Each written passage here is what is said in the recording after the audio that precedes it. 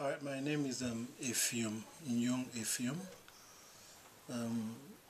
I'm the present the PD program director for Nigeria.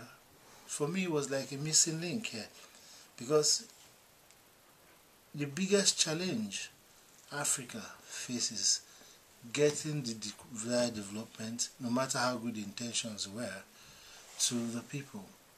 There were areas, Nigeria is close to 60% rural areas, and when you look at that scale, for a population of 150 million people, it meant that we were still not doing the right thing.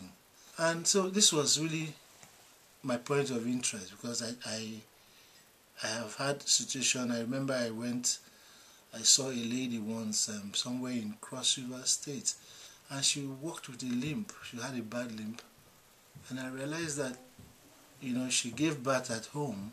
Her hips were too small, that the force of pushing, I think, shifted her hips, and she was looking drained. And in between that was partly the realization that, if she had better treatment, if she could have been gotten to, if she could access even a medical center, that wouldn't have happened, So these are the conflicts that, that presented. So Riders for me was more like bringing this to bear, solving this critical problem that people neglected.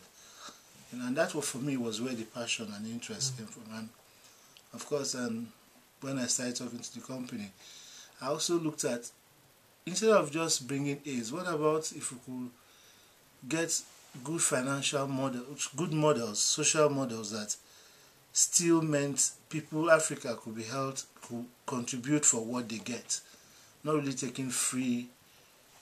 For me it was more like social innovation, yes, but also in the process, being sustainable. And I think that way, it's not just about free food. It's more like government giving, getting their transportation systems right, getting it running, getting it maintained, and also paying, instead of just squandering the money, paying something for it.